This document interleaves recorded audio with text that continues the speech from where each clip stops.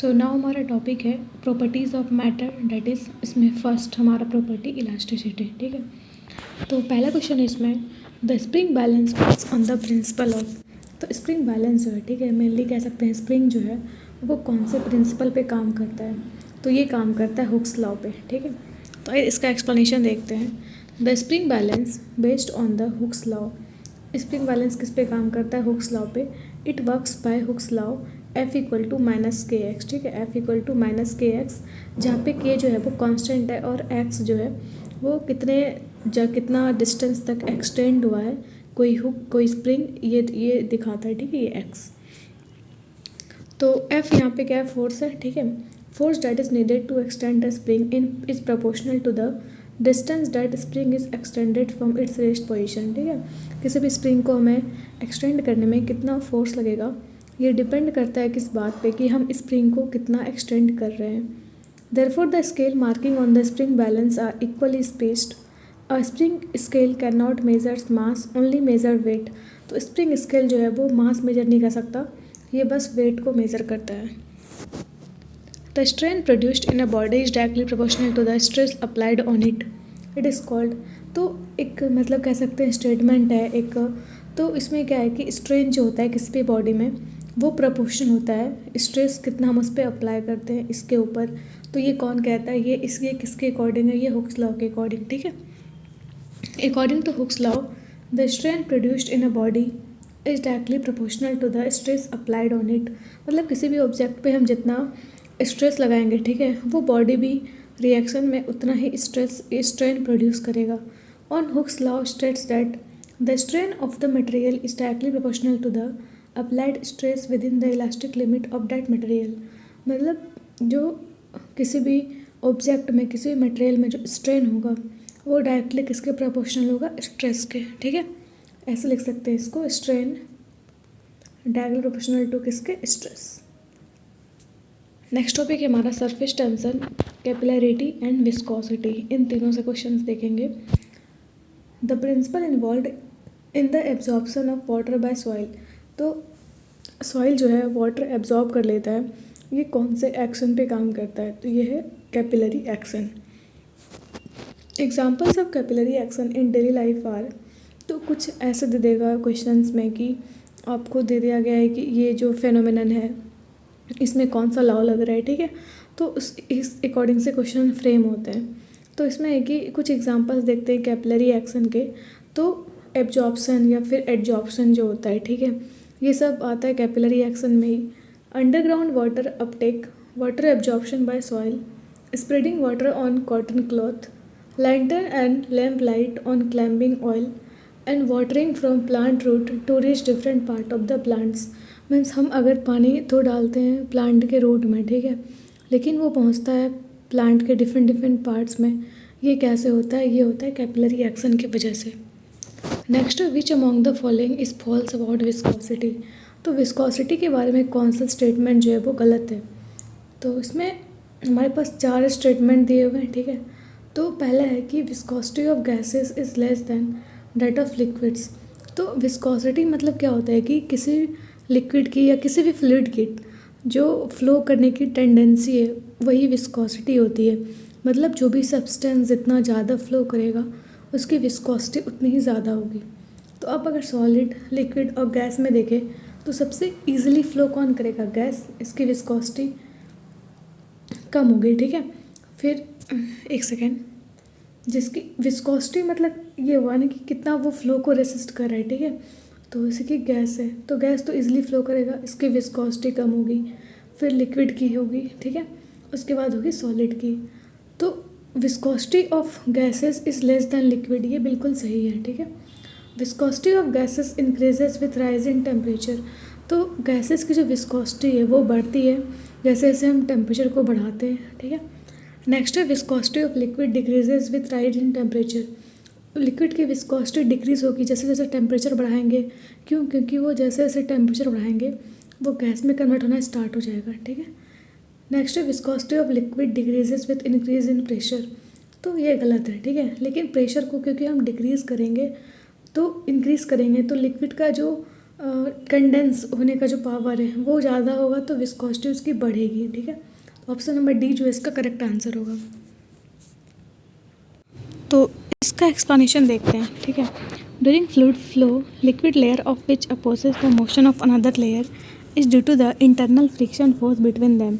जब liquid flow करता है, ठीक है, तो वो उसका जो फ्लो है वो अपोज होता है। उसका रीज़न क्या है? उस दोनों के लेयर्स के बीच में फ्रिक्शन फोर्स, ठीक है। और इसी फोर्स को हम लोग क्या कहते हैं? विस्कस फोर्स कहते हैं। Viscosity of liquid decreases with rise in temperature. जैसे जैसे हम टेम्परेचर को बढ़ाएंगे तो लिक्विड की जो विस्कोसिटी है, ठीक है, वो कम होगी। और जैसे जैसे हम प्रेशर को बढ़ाएंगे विस्कोसिटी क्या होगी? बढ़ेगी। But viscosity of gases increases with rise in temperature. लेकिन गैसेस की जो विस्कोसिटी है वो बढ़ती है जैसे जैसे टेम्परेचर में राइज होता है, ठीक है। नेक्स्ट क्वेश्चन है, on a clean glass plate a drop of water spreads to form a thin layer whereas a drop of mercury remains almost spherical because। जब भी हम एक ग्लास प्लेट में एक ड्रॉप ऑफ वाटर को हम डालते हैं तो क्या होता है ना कि वो पूरा फैल जाता है, ठीक है। लेकिन मरकरी का जो ड्रॉप है ना वो स्फेरिकल ही रहता है। इसका रीज़न क्या है? तो इसका जो रीज़न है कि पहला तो मरकरी इज़ मेटल, इससे कोई फ़र्क नहीं पड़ता वो मेटल है या नॉन मेटल है। सेकेंड है density of mercury is greater then water. Density का भी कोई वहाँ पे फंडा नहीं है। यहाँ पे जो रीज़न है कि cohesion of mercury is greater than its adhesion with glass. तो मरकरी का जो कोहेशन फोर्स लग रहा है ना, कोहेसन जो है ना वो ज़्यादा है इसके एडेशन से, ठीक है। इसका एक्सप्लेनेशन देखते हैं। The force of attraction between molecules of the same substance. तो एक सेम सब्सटेंस के बीच में, जैसे कि एक पर्टिकुलर ऐसे मरकरी लेते हैं, ठीक है। तो मरकरी के एटम्स के बीच में जो अट्रैक्शन है उसको हम लोग कहते हैं कोहेसिव फोर्स, ठीक है। And the force of attraction between molecules of different matter means mercury और जो ग्लास का प्लेट होगा, मरकरी का मॉलिक्यूल और ग्लास का जो मॉलिक्यूल है, ठीक है, दोनों के बीच में कौन सा फोर्स होगा? Adhesive force.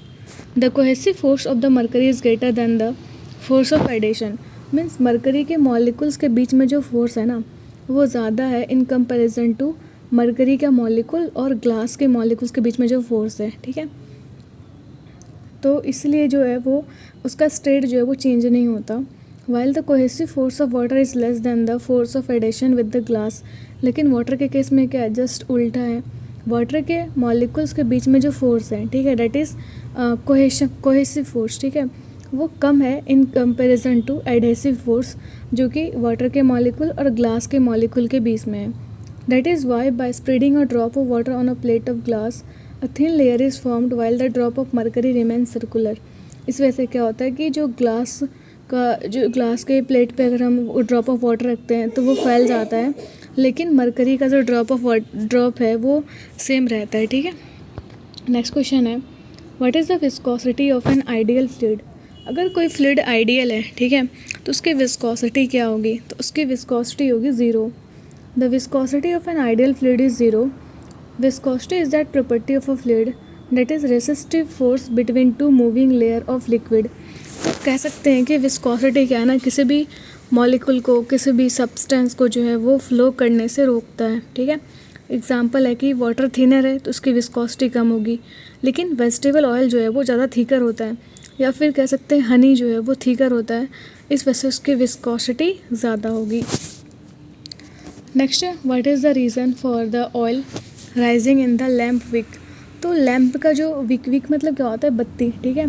तो लैम्प का जो बत्ती होता है या फिर कह सकते हैं विक होता है, उससे जो ऑयल है वो ऊपर कैसे जाता है, ठीक है। ये कौन से एक्शन पे काम करता है? तो it works on the capillary action, ठीक है। The oil in the wick of an oil lamp rises up due to capillary action. This effect is due to the surface tension of liquids. तो ये effect capillary action होता क्यों है? Surface tension की वजह से। तो ये wick here acts as a capillary tube, ठीक है, इस वजह से उसमें क्या होता है? कैपिलरी एक्शन होता है। नेक्स्ट टॉपिक है हमारे पास फ्लो ऑफ लिक्विड्स। पहला क्वेश्चन इसमें है, what is the name of the instrument used for measuring the speed and rate of flow of a liquid that is flowing in a pipe. तो अगर किसी instrument है, कोई भी इंस्ट्रूमेंट है, ठीक है, कौन सा इंस्ट्रूमेंट है इसका हम यूज़ करते हैं किसी भी फ्लूइड के रेट ऑफ फ्लो को मेज़र करने के लिए एक पर्टिकुलर पाइप में, ठीक है। तो ये है वेंटुरी मीटर, ठीक है। Venturimeter is a device used for measuring the speed and rate of flow of a liquid that is flowing in a pipe. तो वेंटूरीमीटर एक ऐसा डिवाइस है जिसका हम यूज़ करते हैं कि कोई भी फ्लूइड अगर फ्लो कर रहा है पाइप में पर्टिकुलर ट्यूब में तो उसका स्पीड क्या है और ये किस प्रिंसिपल पे काम करता है, तो it works on Bernoulli's principle. Next question है force of attraction between molecules of the same substance is called. तो सेम सब्सटेंस के मॉलिक्यूल्स के बीच में जो फोर्स होता है उसको हम क्या कहते हैं, उसको कहते हैं कोहेसिव फोर्स। ठीक है, तो cohesive force is the force of attraction between molecules of the same substance, whereas adhesive force is the force of attraction between molecules of different substance। तो सेम सब्सटेंस के बीच में जो फोर्स लगता है उसको कहते हैं कोहेसिव, और जो डिफरेंट सब्सटेंस के बीच में फोर्स लगता है उसको हम लोग क्या कहते हैं, एडहेसिव फोर्स कहते हैं। आगे बढ़ते हैं। तो क्वेश्चन है A V equal to constant. ठीक है, जहाँ पे A area of cross section है और वी जो है लिक्विड का वेलोसिटी है। दिस इक्वेशन इज कॉल्ड, इस इक्वेशन को क्या कहते हैं, इसको कहते हैं इक्वेशन ऑफ कंटिन्यूटी। ठीक है, if an ideal fluid is flowing in a pipe with uniform transverse passes and its flow is linear, then the product of area of its transverse cut and velocity of the fluid is always fixed at each place of the pipe। Means अगर कोई भी ideal fluid का क्या मतलब हुआ कि वो बहुत ही अच्छे से फ्लो कर रहा है। ठीक है, तो ये जो है मतलब कोई आइडियल फ्लूइड है अगर कोई पाइप में फ़्लो कर रहा है एक यूनिफॉर्म ट्रांसवर्स पैसेज से, तो और उसका फ़्लो अगर लीनियर है, ठीक है, तो उसमें product of area of transverse cut, ठीक है, मीन्स ए जो होगा और जो के का मल्टीप्लिकेशन होगा, ठीक है, मीन्स उसका जो वेलोसिटी है लिक्विड के अंदर वो फिक्स होगा हर एक प्लेस पे। This is called principle of continuity. इसी को हम क्या कहते हैं, प्रिंसिपल ऑफ कंटिन्यूटी कहते हैं। If the area of transverse section of tube is A and velocity of fluid is V, then the equation of continuity will. तो अगर उसमें एरिया ऑफ क्रॉस सेक्शन अगर ए है उस ट्यूब का और उसमें जो लिक्विड फ्लो कर रही है उसकी वेलोसिटी अगर भी है, तो इक्वेशन ऑफ कंटिन्यूटी क्या बनेगा, A into V equal to constant. In a streamline flow dash at every point in the fluid remain same. अगर कोई स्ट्रीम लाइन फ्लो हो रहा है, ठीक है, तो क्या चीज़ है जो हर एक पॉइंट पे फ्लूइड में सेम होता है, तो वो है वेलोसिटी। ठीक है, two types of flow are found in fluids and liquids. Fluid या फिर लिक्विड में दो टाइप का फ्लो होता है। पहला तो है स्ट्रीम लाइंड या फिर इसको स्ट्रीम लाइनर फ्लो कहते हैं। दूसरा टर्बुलेंट या फिर डिस्टर्ब्ड फ्लो। इस दोनों में डिफरेंस क्या है, difference between stream line flow and turbulent flow. ठीक है, तो देखते हैं इसको। इन stream line flow the velocity of liquid is low and steady. जब भी कोई भी लिक्विड अगर स्ट्रीम लाइन फ्लो होता है तो उसमें जो लिक्विड की वेलोसिटी है ना वो कम होती है और वो ऑलमोस्ट कांस्टेंट होती है, मीन्स ज़्यादा चेंज नहीं होती। लेकिन टर्बुलेंट फ्लो में क्या होता है, लिक्विड की वेलोसिटी काफ़ी ज़्यादा होती है और वो जो वेलोसिटी है वो अनस्टेडी होती है। In streamline flow the velocity of every particle of liquid crossing a particular point is same. Streamline flow में क्या है कि जो लिक्विड की जो वेलोसिटी है तो वो सेम है, मीन्स मॉलिक्यूल्स की वेलोसिटी सेम है। लेकिन जो टर्बुलेंट फ्लो है ना उसमें वेलोसिटी ऑफ एवरी पार्टिकल जो है वो बार बार चेंज होता है हर एक पर्टिकुलर इंस्टेंट पे, क्योंकि वहाँ पे लिक्विड की वेलोसिटी काफ़ी ज़्यादा है। नेक्स्ट टॉपिक है बॉयंसी एंड आर्किमिडीज प्रिंसिपल। इसमें हमारा क्वेश्चन है bubbles of air rise up through liquid state to. तो लिक्विड के अंदर जो होता है ना एयर के जो बबल्स बनते हैं वो ऊपर उठते हैं, इसका रीज़न क्या है, इसका रीज़न है विस्कोसिटी और बायंसी। ठीक है, तो air bubbles arise due to viscosity and buoyancy in the fluid. तो पहली बात तो एयर बबल्स होता ही क्यों है, ये होता है लिक्विड के विस्कोसिटी और बायंसी की वजह से। Viscosity of a liquid is the property that causes it to have some external stress or resist distorting itself because of the figurative stress। तो जो विस्कोसिटी है ना मतलब ये क्या करता है, लिक्विड के फ्लो को डिस्ट्रक्ट करता है, उसको मतलब उसको डिस्टॉर्ट करता है। In general words it is the thickness of that liquid और it's refers to the ability to resist flow. तो ये थिकनेस की वजह से होता है विस्कोसिटी और ये फ्लो को रेसिस्ट करता है। When ice floats on water, its dash part remains outside the water। तो जब भी कभी आइस जो है वो वाटर पे फ्लोट करता है तो उसका कितना पार्ट जो है हमेशा वाटर के बाहर ही रहेगा, तो वो होता है 0.1। Density of pure water is maximum 84 degree centigrade. ये आपको ध्यान रखना है कि प्योर वाटर की जो डेंसिटी होती है ना वो मैक्सिमम होती है 4 डिग्री सेंटीग्रेड पे। Similarly at 0 degree centigrade the density of ice is less than the density of water. इसलिए 0 डिग्री सेंटीग्रेड पे जो है डेंसिटी ऑफ आइस है ना वो कम है in comparison to density of water. In pure water 90% parts of the ice remains inside the water and 10% और 0.1 part outside the water.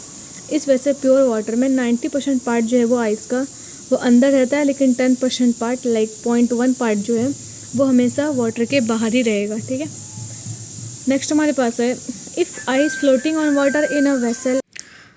Next question है हमारे पास if ice floating on water in a vessel melts the water level in vessel. जैसे कि कोई ice अगर float कर रहा है वाटर पे, ठीक है, और वो जब मेल्ट करता है तो वाटर लेवल में क्या चेंज आएगा?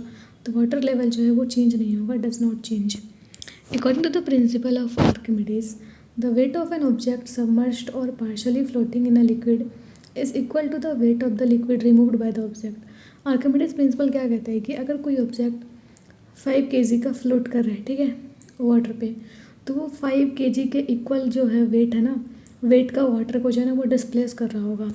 Hence the ice floating in a vessel filled with water completely melts so there is no change in the water level in that vessel। तो इस वजह से आइस जो से फ्लोट करेगा तो उससे कोई भी चेंज नहीं आएगा वाटर लेवल में, वेसल में। नेक्स्ट क्वेश्चन है upward force on a floating body is called. कोई बॉडी अगर जब वाटर में फ्लोट करती है तो उसके ऊपर जो फोर्स लगता है ना, वाटर जो फोर्स लगाता है आइस के ऊपर, ठीक है, या फिर कोई भी ऑब्जेक्ट है उसके ऊपर, उसको कौन सा फोर्स कहते हैं? उसको कहते हैं बायंट फोर्स, या इस प्रोसेस को क्या कहते हैं? Buoyancy. Buoyancy is the force that causes objects to float. Buoyancy की वजह से ही क्या होता है, कोई भी ऑब्जेक्ट जो है वो फ्लोट करता है। It is the force exerted on an object that is partly और whole immersed in a fluid. यही फोर्स है जिसके वजह से क्या है ना, और कोई ऑब्जेक्ट अगर आधा है पूरा इमर्स्ड है या फिर आधा इमर्स्ड है फ्लूइड में, वो फ्लोट कर पाता है। Buoyancy is caused by the different in pressure acting on opposite sides of an object immersed in a static fluid. और बायंसी क्यों एक्ट करता है और ये कब एक्ट करेगा? ठीक है, तो बायंसी जो है ना वो एक्ट करेगा कब? जब कोई चीज़ फ्लोट कर रही होगी वाटर पे, ठीक है, और ये होती क्यों है? ये डिफरेंट डिफरेंट प्रेशर्स की वजह से होता है। इसको हम बायंट फोर्स के नाम से भी जानते हैं। If there is no gravity which of the following will not be there for liquid. अगर ग्रेविटी नहीं है तो क्या चीज़ नहीं होगा? अगर ग्रेविटी नहीं है तो अपवर्ड थ्रस्ट नहीं होगा। ठीक है, थ्रस्ट क्या होता है? एक तरीके से ये भी प्रेशर ही कह सकते हैं, प्रेशर। ठीक है, when a body immersed in a fluid a buoyancy force exerted on it which is equal to V into D into Z। तो जब कोई फ्लूइड है, ठीक है, वो अगर वाटर के ऊपर है, ठीक है, उसमें बायंसी फोर्स लगेगा और उसका फॉर्मूला क्या होता है? V into D into Z, जहाँ पे V क्या है? Volume of water removed by the body immersed in fluid, D है डेंसिटी और G है ग्रेविटेशनल एक्सेलरेशन मीन्स ग्रेविटी। अगर ग्रेविटी नहीं होगा तो बायंस फोर्स भी नहीं होगा। ठीक है, lactometer that is use to determine the purity of milk sample. एक क्वेश्चन तो यही हो गया कि लैक्टोमीटर का यूज़ कहाँ पे करते हैं हम? मिल्क के प्योरिटी को जांच करने के लिए। ठीक है, और हाइग्रोमीटर जो है ये इसको यूज़ करते हैं हम लिक्विड की डेंसिटी को निकालने के लिए। अब ये दोनों जो इंस्ट्रूमेंट हैं, लैक्टोमीटर और हाइड्रोमीटर, ये किस प्रिंसिपल पे काम करते हैं? ये करते हैं काम आर्किमिडीज प्रिंसिपल पे। Lactometers and hydrometers operate on the principle of Archimedes. तो लैक्टोमीटर और हाइड्रोमीटर जो है ये दोनों काम करता है आर्किमिडीज प्रिंसिपल पे। अब ये आर्किमिडीज प्रिंसिपल कहता क्या है? According to Archimedes principle when an object are fully or partially immersed in a fluid, जब भी कोई ऑब्जेक्ट या तो पूरा हो इमर्स्ड हो वाटर में या फिर आधा हो, ठीक है, या फिर पार्शियली हो, तो जितना वाटर वो डिस्प्लेस करेगा ना, उतना ही जितना उसका वेट होगा उतना ही वाटर वो डिस्प्लेस करेगा। This reduction in the weight of object is equal to the removed weight of the fluid by object. और ये जो वेट में जो रिडक्शन हो रहा है ये किसके बराबर होगा? जितना वेट का जो ऑब्जेक्ट है ना वो रिमूव कर रहा है। Which force helps the swimmer to swim in the water. तो कौन सा फोर्स है जिसके वजह से जो स्विमर है ना वो स्विम कर पाते हैं वाटर पे? तो ये किसके वजह से? बायंसी फोर्स के वजह से। तो when an object is partially is completely immersed in the liquid, a force is applied upwards on the object। कभी भी कोई ऑब्जेक्ट पार्शली या कम्प्लीटली इमर्स्ड हो लिक्विड में तो उसके ऊपर एक फोर्स लगता है जिसको हम लोग क्या कहते हैं? बायंट फोर्स कहते हैं। This force helps the swimmer to swim in the water. इस वजह से क्या होता है कि स्विमर जो है वो स्विम कर पाता है वाटर में Buoyancy force is responsible for the work of boats, ships, balloons, and swimmer. This theory was first presented by Archimedes, who was a resident of Italy. तो बायंसी फोर्स का जो कॉन्सेप्ट है ये किसने दिया था? ये दिया था आर्किमिडीज ने, ठीक है। Which of the following is not one of the great paradigms of biology? इसमें से कौन सा थ्योरी है ना जो कि बायोलॉजी का नहीं है, ठीक है। तो मेंडल्स लॉ ऑफ इनहेरिटेंस ये भी बायो का है, डार्विन्स थ्योरी ऑफ एवोल्यूशन ये भी बायो का है, एस्टेब्लिशमेंट ऑफ कंपैरेटिव बायोकेमिस्ट्री ये भी बायो का है, बट आर्किमिडीज प्रिंसिपल जो है ये फिजिक्स से रिलेट करता है। The principle of Archimedes is an important and fundamental principle of fluid mechanics, ठीक है। तो ये बायोलॉजी का पार्ट नहीं है, ये फिजिक्स का है जो कि डील करता है फ्लूइड मैकेनिक्स से। It has nothing in relation with biology. According to this theory the buoyancy force exerted on an object by a liquid medium is equal to the weight of the liquid displace by that object. तो इसके according क्या है? Archimedes principle के according तो buoyancy force जो कोई object exert करता है ना लिक्विड मीडियम में, वो लिक्विड कितना डिस्प्लेस कर रहा है वाटर को, या जिस सरफेस पे वो फ्लोट कर रहा है उसके इक्वल होगा। The buoyancy force exerted on an object partially or completely submerged in a liquid medium is equal to the weight of the liquid displaced by that object, which is this principle। तो ये कौन सा principal है? ये है Archimedes principal. The principle of Archimedes is the fundamental principle for fluid mechanics, ठीक है। And इस प्रिंसिपल के अकॉर्डिंग बायंसी फोर्स जो होगा, ये बार बार सेम ही डेफिनेशन है कि बायंसी फोर्स किसके बराबर होगा? जितना ऑब्जेक्ट का वेट होगा ना, मान लीजिए 2 kg का अगर ऑब्जेक्ट फ्लोट कर रहा है तो वो 2 kg के बराबर ही जो है लिक्विड को डिस्प्लेस करेगा, ठीक है। अब इसका फॉर्मूला देखते हैं। तो E इक्वल टू क्या होता है? mg, इसको लिख सकते हैं रो जी भी, ठीक है। E जो है वो बायंसी फोर्स है, rho density of liquid, G जो ग्रेविटेशनल एक्सेलरेशन, और V जो है volume of liquid removed by object. अब है नेक्स्ट टॉपिक हमारे पास pressure. What is the SI unit for measuring pressure? Pressure को मेजर करने का एसआई यूनिट क्या है? तो ये है पास्कल, ठीक है। The SI unit for the pressure is the pascal equal to 1 newton per square metre. अब देखिए इसका फॉर्मूला क्या होता है प्रेशर का? प्रेशर इक्वल टू होता है फोर्स अपॉन एरिया, ठीक है। इसको लिख सकते हैं फोर्स का यूनिट न्यूटन और ए का मीटर स्क्वायर, मतलब न्यूटन पर मीटर स्क्वायर, ठीक है। With what do you divide thrust in a liquid to obtain the value of pressure? तो thrust को किससे डिवाइड करेंगे जो हमें मिलेगा प्रेशर का वैल्यू? तो वो है एरिया, ठीक है।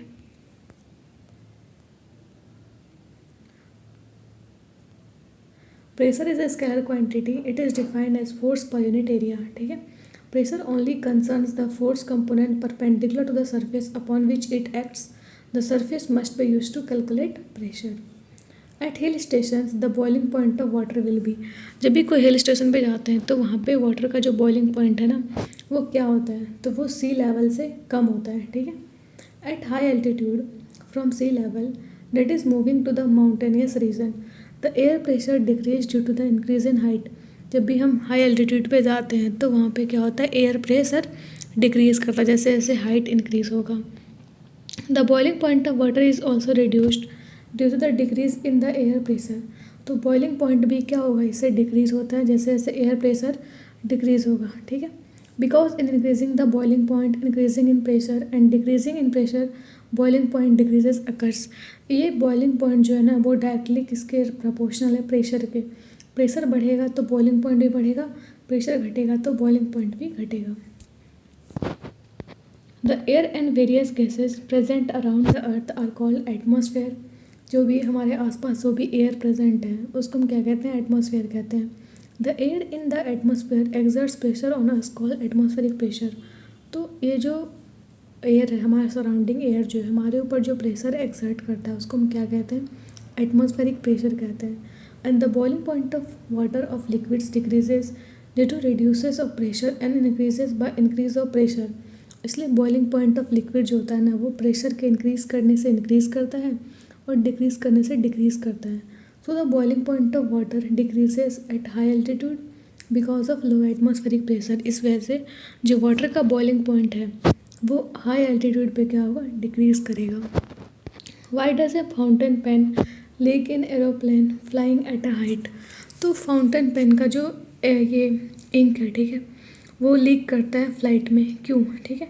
इसका रीज़न है because of lower atmospheric pressure outside the pen, क्योंकि आउटसाइड द पेन जो है ना, वहाँ पे ऊपर जाने पे क्या होगा, प्रेशर कम होगा, एटमॉस्फेरिक प्रेशर कम होता है।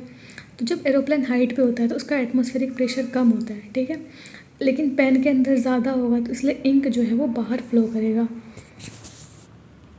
Atmospheric pressure at a height is lower than the earth. The pen in the aircraft flying at a height altitude will become leak due to low atmospheric pressure. इस वजह से plane में जैसे height पे जाता है ना, तो वो जो बाहर सराउंडिंग में जो ऊपर होता है प्रेशर, और जो पेन के अंदर है वो बाहर में कम होता है, अंदर ज़्यादा होता है। इस वजह से क्या होगा, पेन लीक करेगा। इस वजह से जो है ब्लीडिंग हो सकता है नोज से, ठीक है। तो ये लो प्रेशर की वजह से ही होता है। According to dash pressure is equal to the force divided by the area on which it acts. किसके अकॉर्डिंग जो है प्रेशर, जो है प्रेशर का फॉर्मूला है फोर्स डिवाइडेड बाय एरिया, ठीक है। ये दिया था किसने, पास्कल ने, इसलिए इसका यूनिट भी पास्कल है, ठीक है। According to Pascal's law, pressure is equal to the force divided by the area on which it acts. SI unit of pressure is Pascal. तो ऐसा यूनिट क्या है प्रेशर का, वो है पास्कल।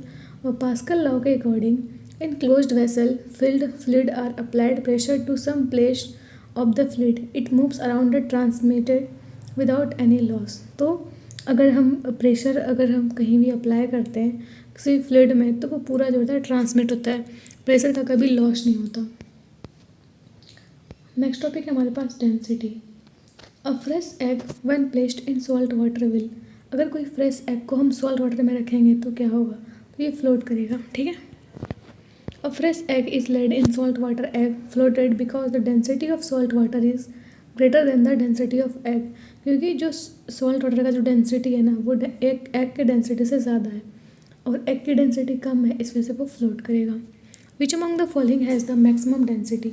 ये सारे ऑप्शन हैं, इसमें कौन किसके पास मैक्सिमम डेंसिटी है, तो वह वाटर, ठीक है। Density of water in all given substance is the highest. और आइस की कम है उससे, इसलिए आइस फ्लोट करता है। एसीटोन की भी कम है, ठीक है। और लोएस्ट डेंसिटी इथिलीन की होती है। Density of water is maximum at, ये हमने पहले पढ़ चुका है कि वाटर की जो डेंसिटी है ये मैक्सिमम कब होती है, 4 डिग्री सेंटीग्रेड पे। The density of water is at a maximum 4 degree centigrade. When the temperature decreases the water becomes frozen at 0 degree centigrade. जैसे जैसे टेम्परेचर डिक्रीज होगा तो वाटर फ्रीज हो जाता है, ठीक है। ये फ्री आइस कब बनेगा, 0 डिग्री सेंटीग्रेड पे। And its density is reduced and its volume increases. तो जैसे जैसे हम ये आइस बनेगा तो उसकी डेंसिटी कम होगी और उसकी वॉल्यूम बढ़ेगी। इस वजह से जो आइस है ना वो फ्लोट करता है वाटर में। Density of water dash when it freezes. तो वाटर की डेंसिटी को क्या होगा, जब ये फ्रीज होता है तो डेंसिटी जो है वो डिक्रीज़ करेगी। When water freezes its density decreases. जैसे जैसे वाटर फ्रीज करता है ना, उसकी डेंसिटी जो होती है वो डिक्रीज़ करती है। In physics the mass content in a unit volume of substance is called density. Density equal to क्या होता है, मास अपॉन वॉल्यूम। तो यूनिट मास में जो वॉल्यूम कंटेंट होगा वही क्या होगा, डेंसिटी होगी। Density of water is at 4 degree centigrade is highest. तो डेंसिटी ऑफ वाटर क्या है, 4 डिग्री सेंटीग्रेड पे हाईएस्ट है। और वाटर की जो वॉल्यूम है वो इंक्रीज़ करती है जब वाटर जो है उसको 4 डिग्री सेंटीग्रेड से हम कम टेम्परेचर कर देते हैं। तो density of the material of a substance is its mass divided by. तो डेंसिटी इक्वल टू क्या होता है, मास अपॉन वॉल्यूम, ठीक है, ये पूछा है। तो ऑप्शन नंबर बी जो होगा इसका करेक्ट आंसर होगा। नेक्स्ट टॉपिक की तरफ बढ़ते हैं। नेक्स्ट टॉपिक है हमारे पास kinetic theory. If the pressure in a closed vessel is reduced drawing out some gas, the mean free path of the gas molecule will. तो अगर किसी भी क्लोज्ड वेसल में हम प्रेशर को कम करेंगे, ठीक है, वहाँ से कुछ गैस को निकाल करके, तो उसका जो मेन फ्री पाथ होगा गैस मॉलिक्यूल्स का, उस पर क्या इफ़ेक्ट पड़ेगा, तो मेन फ्री पाथ जो है वो इंक्रीज़ करेगा, ठीक है। तो if the pressure in a closed vessel is reduce drawing out some gas, अगर हम क्लोज वेसल का जो प्रेशर है वो कम करते हैं तो द मेन फ्री पाथ जो है गैस का वो इंक्रीज़ करेगा, क्योंकि जो मॉलिक्यूल्स के बीच में जो डिस्टेंस है ना वो इंक्रीज़ कर जाएगा। The molecular mass of a gas is.